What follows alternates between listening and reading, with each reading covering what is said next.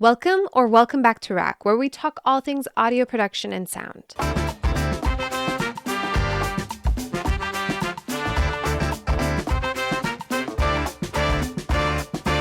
Today, we are going to explain what is sidechaining and how you can use it in your digital audio workstation, or DAW. I'm Dariana Everett. I'm a singer, songwriter, producer, and RAC grad. Let's go. What is sidechaining? Sidechaining is a technique that allows one audio signal, the sidechain, to control the level or other parameters of another signal, the main audio signal. The most common use of sidechaining is to create the pumping effect in dance music,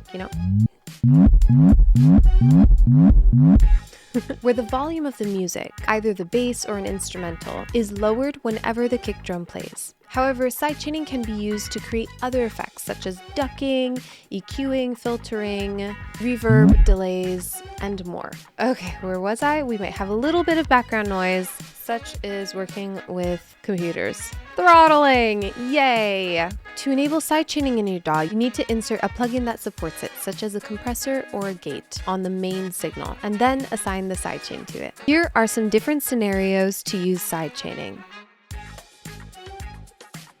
Scenario 1, pumping bass and kick. So this is what we find in that dance music.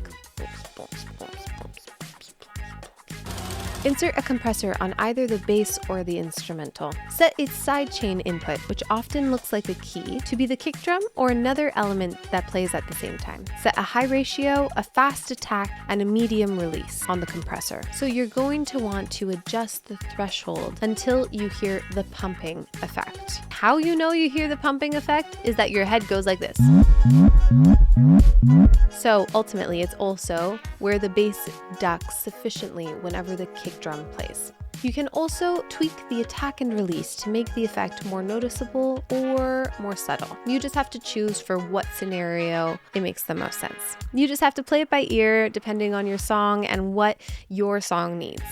Here's another way to use sidechain, a gated reverb. On this channel, we have already viewed a gated reverb in a few episodes, which are classics. We know Phil Collins does it, and it is a classics of the 80s or Phil Collins. So you will want to insert a reverb plugin on your audio track, usually either the vocal or the snare, but it could apply to any audio track you want. So you set its decay time and wet and dry mix to your liking. So you will want to insert a gate plugin on the same track and set its sidechain input to that same track. You'll want to set a high ratio, fast attack, and a short release. Adjust the threshold until you hear the gating effect that you like, where the reverb only plays when the vocal, snare, or whatever track you chose plays at a certain level. You can also play with the attack and release to make the effect more abrupt or more subtle, and you can use the hold parameter to extend the gate's duration. Another way is to sidechain EQ, and there is also EQ sidechaining. Insert an EQ plugin on the main track and set it to either boost or cut at a certain frequency range. Insert a compressor plugin on the same track and set its sidechaining to the input of another track that has a conflicting frequency range. You will want to set a medium ratio, a fast attack, and a medium release. Adjust the threshold until you hear the EQ effect that you like, where the main track's EQ responds to either the other track's presence or absence. So you can also adjust the ratio, the attack, and release to make the effect more or less subtle. And you can also use makeup gain to compensate for the lowering in volume. A great example of EQ sidechaining is this great plugin called Track Spacer. It works by analyzing a vocal track and then doing a phase inversion over your instrumental bus. So what all that means is you have the vocal track, so let's say la, and it analyzes that, and so it has a sonic signature that you could see on an EQ, and then what it does is it inverts it, so then it becomes subtractive. So then those frequencies are removed whenever you hear the voice on the instrumental track, which is where you'd put Track Spacer. So you'd have Track Spacer on the main channel, which would be the instrumental channel, and then the voice would be the trigger for the sidechain. Sidechaining is so helpful whether you're editing YouTube videos and you want your voice to cut through,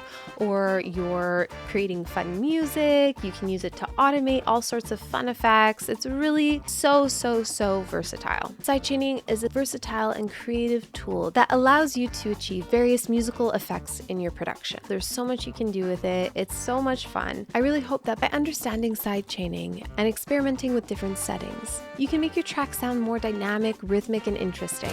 We hope you find this guide informative and helpful. Don't forget to like, share, and subscribe to Rack. We're coming out with new videos every week on audio production, sound, DIY gear, anything that is related for the independent artist. You should also go check out our school's website. It is such a fun place to be. I can attest. I went there and I really, really loved it. Thanks so much for watching, and I'll see you in the next video.